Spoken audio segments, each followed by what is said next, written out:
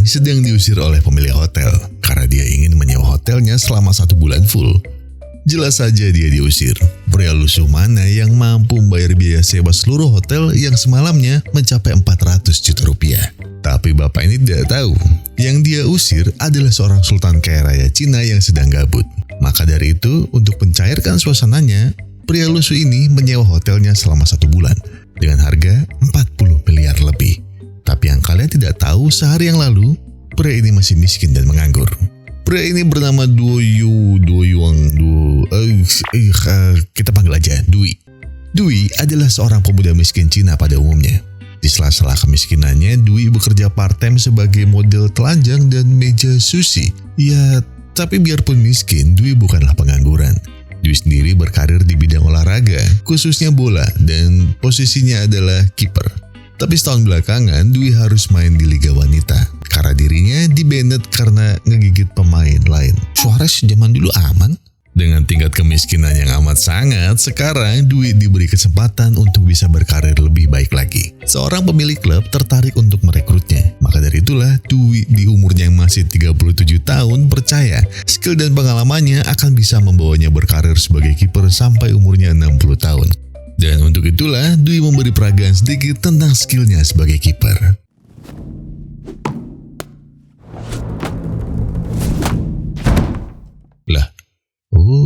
Pak Jin, si pemilik klub yang mengajak Dui mengobrol, ternyata tidak tertarik merekrutnya sebagai kiper. Tapi dia tertarik untuk memberi Dui sedikit uang pelicin agar Dui mau sengaja kebobolan 3 gol di pertandingan berikutnya dengan timnya. 200.000 yuan atau sekitar 400 juta rupiah bisa Dui dapatkan cukup dengan membiarkan 3 gol bersarang di gawangnya. Tapi Dui dengan keras menolaknya. Mungkin memang dia miskin dan butuh uang, tapi menjadi kiper adalah tanggung jawab besar. Bukan hanya menghalau bola, tapi juga menghalau ketamakan akan jalan pintas yang dirasanya kurang pantas. Jadi camkan ini, aku tidak butuh uangmu. Dengan penolakan suap yang begitu jantan, tentu saja Dui akan mengerahkan semuanya dalam menghalau bola masuk ke gawangnya.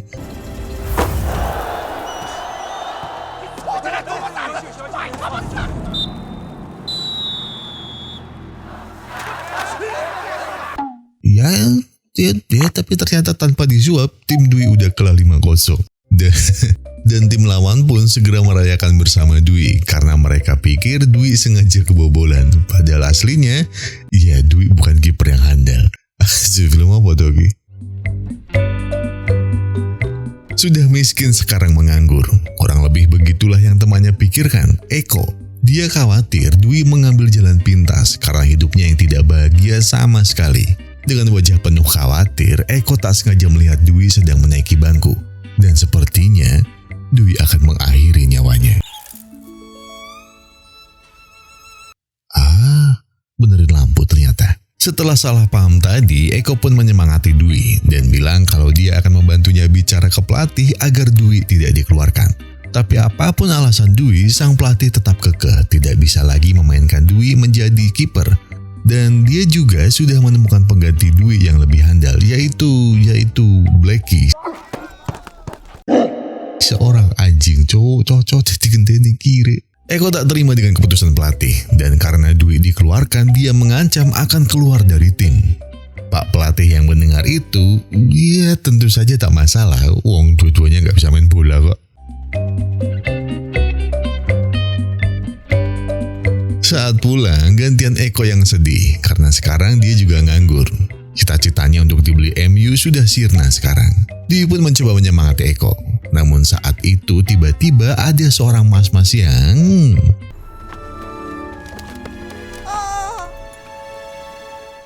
Dui pun makin marah. Sudah miskin, nganggur, sekarang masih mau diperas sesama orang susah. Tahu dirinya akan diperas untuk dimintai ganti rugi, Dui dan Eko pun punya ide yang bagus. Mereka menggosok-gosok emas tadi ke kaca mobil mereka. Selain memberi efek jerah, hal itu juga bisa membersihkan kaca dari tai burung. Namun aksinya tersebut membuat warga sekitar salah paham, khususnya mbak-mbak ini, Xiaozu.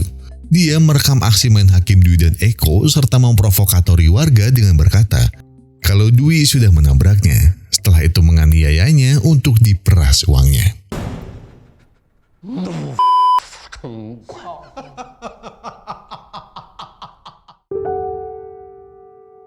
Sudah miskin, nganggur, jelek pula.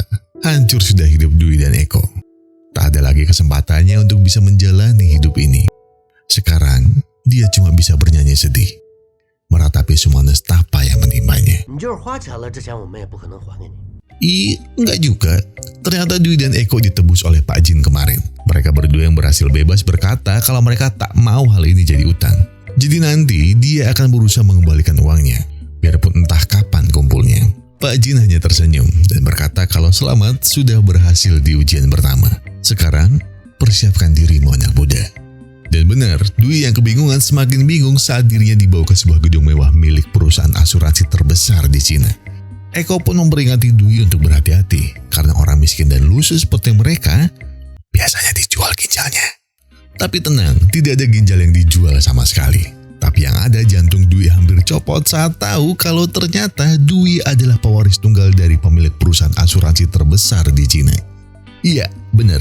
Kalian gak salah dengar. Setelah 37 tahun hidup miskin dan dihina tetangga, sekarang Dwi siap menghina tetangganya dan menyumpal mulut mereka dengan uang sekebun. Mampus kalian semua. Tapi tidak secepat itu. Pak Jin bercerita kalau kakeknya punya wasiat sebelum dia bisa menerima semua warisannya.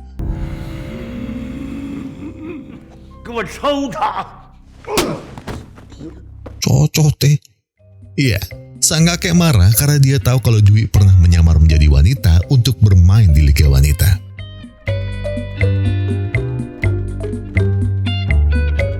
Baik, setelah penamparan tadi, sang kakek akhirnya mengatakan wasiatnya kepada Dwi. Sebelum Dwi mendapat seluruh harta kakeknya, Dwi akan menerima 1 miliar yuan atau sekitar 2 triliun rupiah. Tapi ini bukan uang cuma-cuma. Ini adalah uang untuk mengetes Dwi pantas atau tidak menerima seluruh warisan miliknya.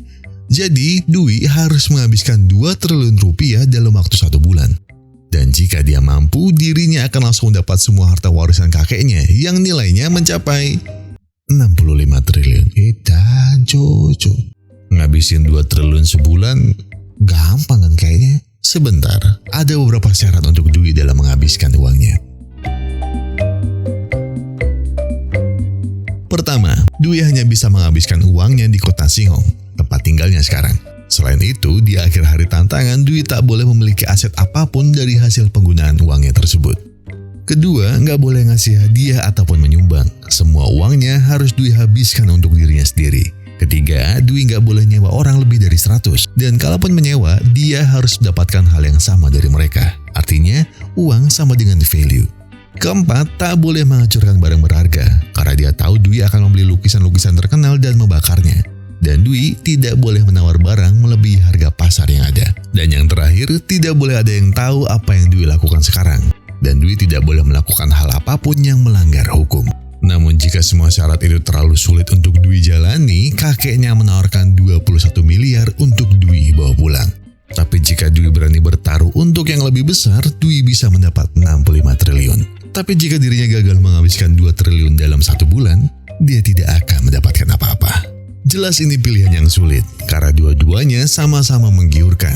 Membawa pulang 20 miliar jelas pilihan yang rasional, dan bisa menyelesaikan banyak masalah Dwi. Tapi menghabiskan 2 triliun rupiah hanya untuk 1 bulan dan tidak boleh membawa aset apapun, rasanya seperti bekerja di bawah tekanan startup abal-abal yang gedenya nggak seberapa. Tapi bosnya nggak ngerti apa-apa dan cuma bisa ngomong doang. Familiar saya. Dan jelas sebagai manusia yang normal pada umumnya, kita ingin hidup dalam damai. Dan juga keterpenuhan semua kebutuhan dasar kita. Dan rasanya 20 miliar sudah cukup untuk membangun bahtera rumah tangga dengan Sophia Lajuba. Namun sayang, Dwi bukan pria miskin biasa. Dirinya adalah penunggang badai dan masalah adalah bagian dari hidupnya. Jadi yang dia pilih jelas, menghabiskan 2 triliun untuk 1 bulan demi mendapat 65 triliun untuk seumur hidup. Tapi gak segampang itu. Semua arus keuangan Dwi akan dipantau oleh mbak-mbak ini. Iya, siapa yang mengira kalau yang menjadi asistennya dalam menjalankan misi ini adalah Xiao Zhu? Tentu saja Xiao Zhu juga tidak menyangka kalau pria lusuh yang dia jebloskan ke penjara kemarin adalah bos barunya. Xiaozhu langsung ingin mengundurkan diri saat itu juga karena dia tidak mau mengurus OKB seperti Dui. Dui yang mendengar itu pun langsung bilang Xiaozhu tak boleh resign karena sekarang dia bosnya. Sementara itu di luar, Eko yang tahu Dwi mendapat warisan 2 triliun rupiah langsung memberi wejangan. Jangan panik dan jangan kampungan. Biarpun mereka miskin, mereka harus tetap terlihat keren dan dingin. Karena duit 2 triliun ya cuma duit, gak ada yang spesial sama sekali. Tapi kalau duitnya selapangan bola begini ya siapa yang gak gemeter? Dan sekarang Dwi sudah resmi menjadi orang kaya banget. Dwi pun dengan seenak jidat langsung merekrut seorang satpam menjadi bodyguardnya. Biarpun gak bisa bela diri, tapi ya mukanya cukup nakutin. Setelah membeli satpam, selanjutnya adalah bertamu ke klubnya yang dulu membuangnya. Dwi yang dengan rendah hati memaafkan pelatihnya karena sudah membuangnya malah makin ditertawakan saat tahu kalau Dwi mengaku sudah menjadi sultan kaya raya. Apalagi saat bilang kalau dia ingin menyewa klubnya untuk diadu dengan klub nomor 1 Cina, Hengtai. Yang ada Dwi malah disantuni sedikit uang untuk berobat. Namun sayang sekali coach, orang yang kamu hina bukan sembarang orang miskin.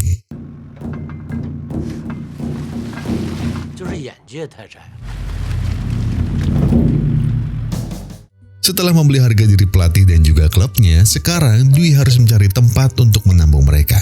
Karena nggak boleh memiliki aset, jadi yang bisa dilakukan Dwi adalah menyewa. Normalnya orang bakal menyewa sebuah rumah mewah dengan halaman yang luas jika dia ingin menampung lebih dari 10 orang. Tapi tidak dengan Dwi. Dia menyewa sebuah hotel selama sebulan dengan harga 30 miliar rupiah. Dan dia lebihin 10 miliar buat duit rokok para staf di sana. Cok. Pengeluaran Dwi yang gak ngotak ini jelas mendapat ceramah dari Xiaozhu. Harusnya Dwi memikirkan dengan baik bagaimana dia menggunakan uangnya, bukannya mentraktir orang-orang tidak jelas ini. Apa Dwi tidak takut uangnya habis karena ulah teman-temannya yang barbar? Benar juga kata Dwi. Maka dari itulah dia menunjuk Eko sebagai CEO perusahaan investasi barunya. Karena dia tidak butuh orang yang pintar dalam keuangan. Dia cuma butuh orang yang kurang pintar dalam menggunakan uangnya. Dan sepertinya Eko memang kandidat paling cocok.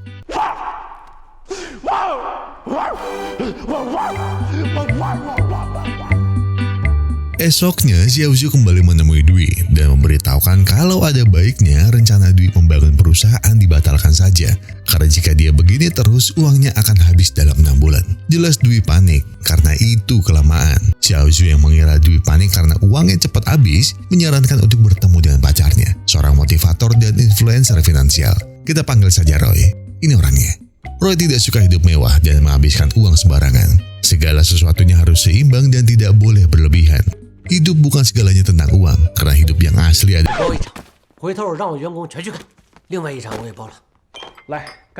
Uang adalah segalanya. Mari bersulang. Dan dengan mudah, Dwi bisa membeli pacar Xiaozhu dan memperkerjakannya menjadi seorang tukang kebun. Cocote. Baik, sekarang saatnya Dwi melancarkan misinya untuk menjadi miskin dalam waktu cepat. Jadi yang Dwi lakukan adalah membeli semua saham minoritas di pasar saham dan juga menginvestasikan uangnya untuk proyek Nabi Adam seperti mesin renang darat dan juga jasa kirim es Antartika ke Cina. Tapi Dwi merasa itu masih kurang, jadi dia akan menginvestasikan uangnya ke mimpi semua orang. Apapun mimpi yang kalian punya, biar aku yang mewujudkannya.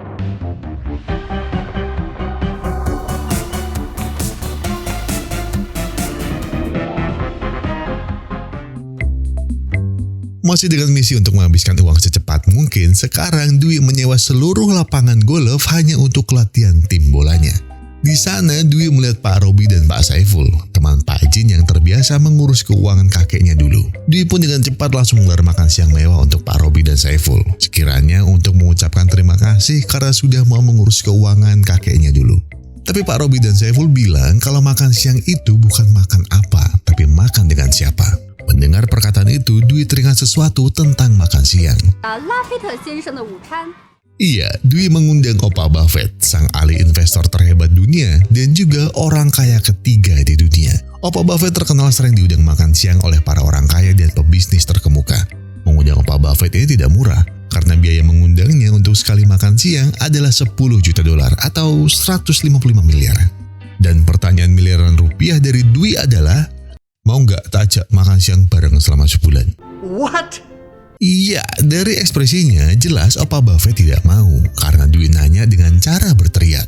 Dwi mengira Opa Buffett nggak dengar, padahal aslinya dia nggak ngerti bahasa Cina. Dan alhasil Opa Buffett pergi dari sana. Ya nggak apa-apa lah, seenggaknya udah ngabisin 10 juta dolar. Tapi esok harinya Dwi langsung melongo saat mengetahui kalau pertemuannya dengan Opa Buffett menaikkan nilai dari saham-saham receh yang dia beli. Belum lagi alat renang daratnya baru saja dipesan oleh 100.000 orang dan proyek es Antartikanya ingin didanai langsung oleh Rusia. Dengan kata lain, kekayaan Dwi sekarang malah bertambah banyak. Dan teman-temannya pun bingung kenapa Dwi lebih terlihat marah daripada senang. Padahal uangnya tambah banyak. Besoknya Dwi terbangun dengan kaget karena masih trauma dengan hal kemarin. Ini masih ditambah hal pertama yang dia lihat di pagi hari adalah Eko. Eko tanpa basa-basi langsung menarik Dwi dari tempat tidur karena dia ingin memperlihatkan sesuatu kepada Dwi. Wajah seperti ini yang aku cari-cari. Iya, kenapa yo? Kelaparan, gizi buruk, antrian sembako, bodoh kurang pendidikan, bencana tsunami, gempa bumi, lumpur panas, semuanya menyatu di dalam wajahmu. Ini adalah teman Eko saat kecil, Egi, yang sedang Eko rekomendasikan untuk buat proyek baru dengannya. Tentu saja Dwi senang, karena dari feng shui wajahnya, Dwi yakin Egi bisa menghabiskan uangnya dengan cepat. Sementara itu di malam harinya, terlihat Xiaozhu sedang memutuskan pacarnya, karena dirinya lupa kalau hari ini ulang tahunnya. Dan semenjak dia bekerja dengan Dwi, yang ada di otaknya hanya uang, uang, dan uang.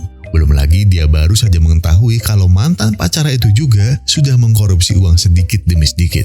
Dan karena itulah dia melaporkannya ke Dwi. Tapi betapa kagetnya Xiaozhu saat tahu Dwi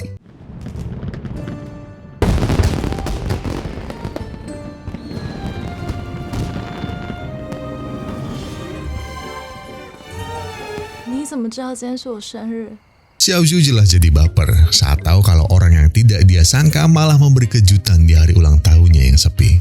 Tapi sebenarnya enggak. Dwi nggak sengaja bikin pesta kembang api malam itu karena ide dari Eko dan Egi. Dan dia nggak tahu kalau hari ini ulang tahunnya Xiaozhu. Tapi ya karena kebaperannya nggak sengaja inilah Dwi mempunyai ide yang lain. Benar, Dwi menyewa semua papan iklan, pamflet, videotron, dan apapun yang bisa dia pasangi wajah Xiaozhu dan mengucapkan selamat ulang tahun. Xiaozhu yang panik pun menelpon Dwi, kenapa dia melakukan itu semua. Dwi dengan enteng bilang kalau dia hanya ingin mengajaknya ke konser. Tapi dia hanya laki-laki pemalu yang punya banyak uang. Jadi maaf kalau caraku kurang romantis. Bukannya baper, Xiaozhu malah marah-marah dan bilang jangan bermimpi mau mengajaknya ke konser. Dalam perjalanan pulang, tiba-tiba taksi Xiaozhu berhenti mendadak karena orang ini.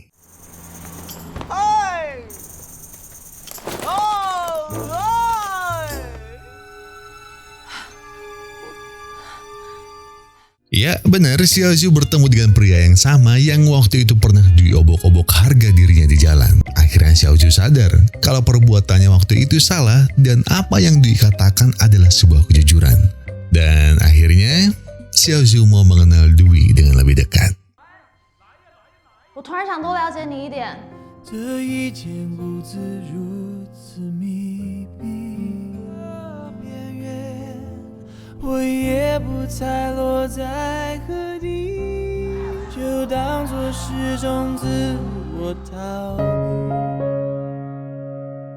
Harusnya malam itu menjadi malam untuk Xiaozhu mengenal Dwi lebih dekat. Tapi saat konser private dimulai, justru yang baper gantian adalah Dwi. Sudah terlalu sering Dwi mengabulkan keinginan banyak orang. Uang bukan masalah lagi baginya. Dia bisa melakukan apa saja dengan uang itu, tapi berbagi kebahagiaan itu dengan orang yang spesial, rasanya baru Dwi rasakan. Bukan makan malam yang mewah ataupun jalan-jalan ke luar negeri berdua. Cukup makan malam sederhana dan juga jalan-jalan di taman kota. Hal itu sudah menjadikan Dwi bahagia yang luar biasa. Dan saat malam berakhir, Dwi malah ngigau soal sisa uang yang kebanyakan. Alah, wong suki angel. Esok paginya, Dwi mengawali harinya dengan memukul sahabatnya itu. Bagaimana tidak, investasi properti asal-asalan dari Eko dan Egy malah menghasilkan cuan. Tidak main-main, yang mereka hasilkan adalah 1 miliar yuan. Atau dalam artian, semua uang yang Dwi habiskan sekarang kembali utuh. Bahkan lebih. Dalam stres itulah, Dwi teringat omongan Xiaozhu soal asuransi. Bagaimana Xiaozhu membangkrutkan 5 perusahaan asuransi karena investasi yang salah. Malam itu pun, Dwi langsung berkonsultasi dengan Pak Jin soal ide barunya.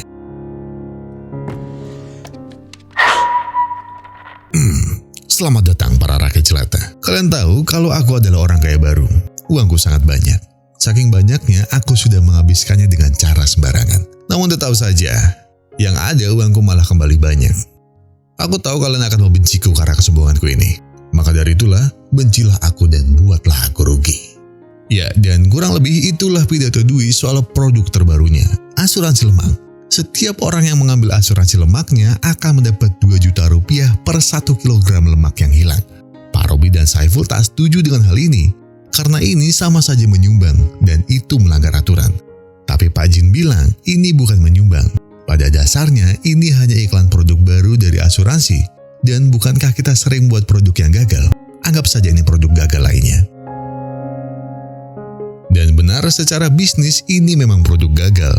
Tapi secara impact-nya, Dwi berhasil membuat seluruh orang di kotanya berlomba-lomba untuk sehat dan kurus. Dan dengan program asuransi terbarunya inilah uangnya kemarin habis dengan sangat cepat. Karena itu juga Dwi akhirnya mendapat penghargaan perintis yang dermawan. Dan di ujung ruangan, Xiaozhu melihat Dwi dengan bangga.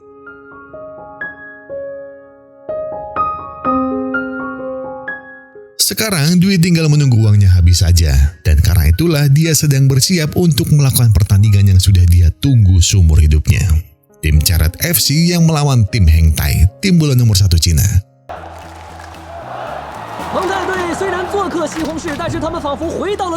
Jelas saja pertandingan ini berat sebelah. Bisa terlihat jelas dari jumlah pendukung Heng Tai dan juga pendukung Charet yang penting cukup lah ya segitu. Tapi para pendukung Heng Tai langsung terdiam saat melihat Dwi dan timnya masuk lapangan dengan helikopter cow. Tentu saja dengan pembukaan yang epik dan latihan keras selama berminggu-minggu, tim Charet mampu membuat tim nomor 1 Cina itu ketar-ketir tak berdaya. Iya seharusnya begitu, karena nyatanya enggak. Babak pertama, tim Charet FC harus kebobolan 8-0. Karena tak mungkin menang, Dwi dan timnya akhirnya sepakat. Mereka harus berjuang agar tim mereka tidak kebobolan sampai 10-0. Maka dari itu, mereka semua melakukan segala cara. Mulai dari formasi tong setan yang berakhir dengan kebobolan menjadi 9-0, sampai pengorbanan para anggota tim. Agar gawang Dwi tidak kebobolan. Namun karena banyak pemain yang tumbang dan tim Charet tidak punya banyak pemain, di saat itulah sang pelatih turun lapangan untuk membantu anak asuhnya bertahan.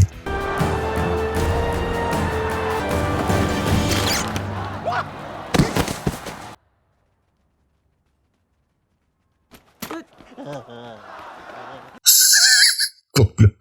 Oke, sorry. Ya pada akhirnya tim Charet berhasil menang tapi nggak menang. Ya karena ini para penonton terharu dengan perjuangan tim Charet. Tapi yang menang ya tetap tim Heng Tai. Jadi tim Heng Tai dapat piala Liga Tarkam dan tim Charet dapat piala Liga Champion. Namun seperti PNS nganggur di siang bolong, Dwi kaget saat mendapat telepon dari mantan pacar Xiaozhu yang mengatakan kalau sekarang Xiaozhu sudah dia culik dan dia sudah tahu rahasia Dwi. Jadi ada baiknya Dwi menyerahkan sisa uangnya. Namun sepertinya Dwi tahu siapa dalang di balik ini semua. Pak Robi dan Pak Saiful. Dia sudah tahu kalau dari awal keduanya tidak suka dengan keputusannya mengambil tantangan tersebut. Dan berharap Dwi gagal. Namun Dwi begitu mulus menjalankan misinya. Maka dari itulah mereka pernah mengirim seorang wanita untuk menggoda Dwi.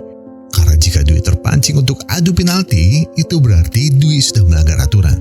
Dan tantangannya gagal, dan uang 65 triliun akan mereka yang urus. Tapi Pak Robi dan Saiful bilang kalau menculik bukanlah rencana mereka. Mereka memang menceritakan soal tantangan ini kepada mantan pacar Xiaozhu. Tapi mereka meminta untuk mengkorupsi uangnya, bukan menculik ataupun mengancam. Dan benar, ternyata ada orang lain di balik penculikan ini. orang yang sangat tidak suka dan tahu soal rahasia Dwi. Bahkan saking tidak sukanya dia dengan Dwi, dengan enteng, dia akan mengancam membunuh Xiaozhu jika Dwi tidak mau membawa sisa uangnya. Dwi harus membawanya sendiri ke sana dan tidak boleh lapor polisi sama sekali. Dan untuk meyakinkan Dwi, dia sedikit memberi gambaran soal bagaimana jika Dwi menganggap enteng masalah ini.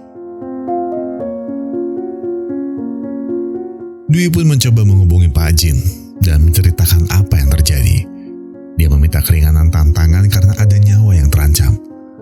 Tapi dengan dingin, Pak Jin berkata kalau dia tidak mau memberi keringanan apapun.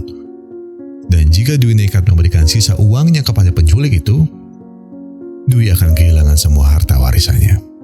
Karena sesuai perjanjian, uang yang Dwi punya harus dihabiskan untuk dirinya sendiri. Pak Jin mengakhiri telepon itu dengan berkata, uang itu dingin, jangan berharap padanya.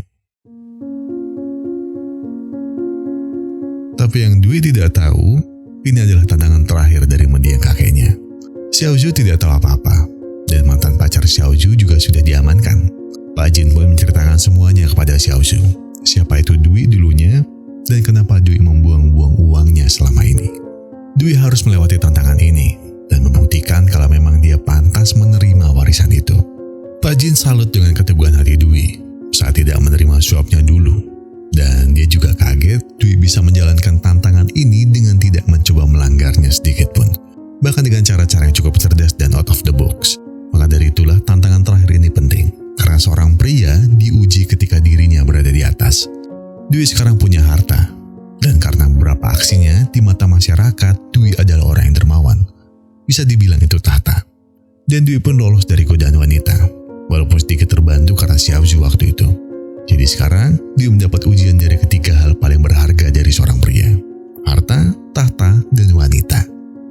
Maukah Dwi mengorbankan harta dan tahtanya sekarang untuk seorang wanita yang dulu pernah meragukannya? Xiaozhu berharap iya. Dulu memang dia meragukan Dwi dan melihat tampilan luarnya saja. Tapi saat tahu faktanya kalau Dwi menghamburkan uangnya karena sebuah tantangan bukan karena sebuah ego, dia melihat sisi Dwi yang asli. Seorang pria kurang bijak dan terlalu sederhana. Seorang pria yang membutuhkan support yang tulus. Seorang pria yang bisa dia pegang komitmennya. Dan sekarang, harapan Xiaozhu cuma satu. Dwi datang untuk menyelamatkannya tanpa memikirkan uangnya. Namun sepertinya setelah sekian waktu menunggu, tak ada tanda-tanda Dwi menolongnya. Sampai tiba-tiba,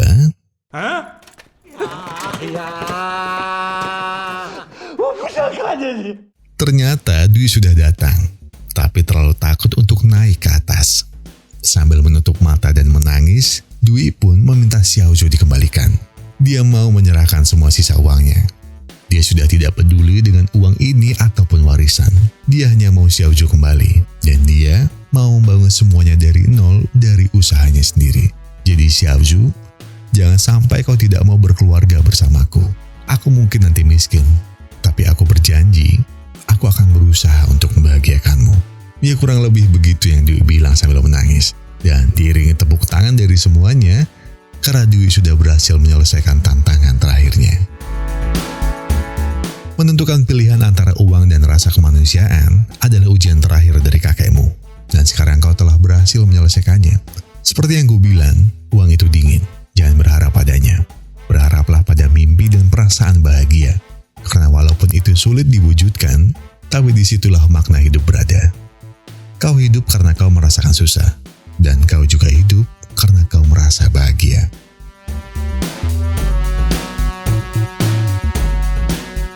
Dwi pun berterima kasih pada kakeknya itu. Namun dia penasaran, kenapa sang kakek tak mempunyai keturunan asli? Karena Dwi adalah keturunan dari kakaknya kakeknya. Padahal uangnya banyak, tak mungkin wanita tidak tertarik. Dan ya itu karena sang kakek ternyata lebih suka memelihara burung. Dan tamat. Jarang saya ngomong dia tamat. Udah gak ada. Kali ini di akhir tidak ada kata-kata dari Lek Bagong.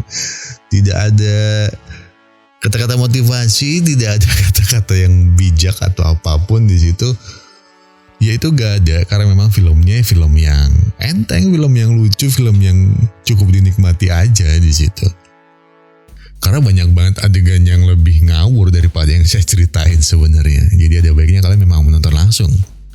Ini sih sekedar pemberitahuan aja kenapa kita nggak pernah nyebut di judul, nggak pernah ngasih tahu judulnya. Karena memang di sini sistemnya tebak-tebakan. Jadi siapa yang benar menebak itu baru kita kasih judulnya. Enggak kayak gitu. Ya biarpun ya saya jawab kayak gitu karena kadang kesel. Karena judulnya ada kok di video ini.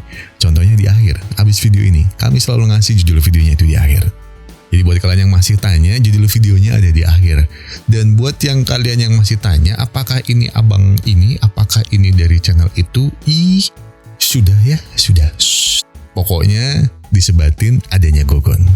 Tapi nanti kalau di channel lain, iya siapa tahu. Dan kalau nanya kabarnya bagaimana, sekarang kau sendiri, ya nantilah kita cerita-cerita, gampang.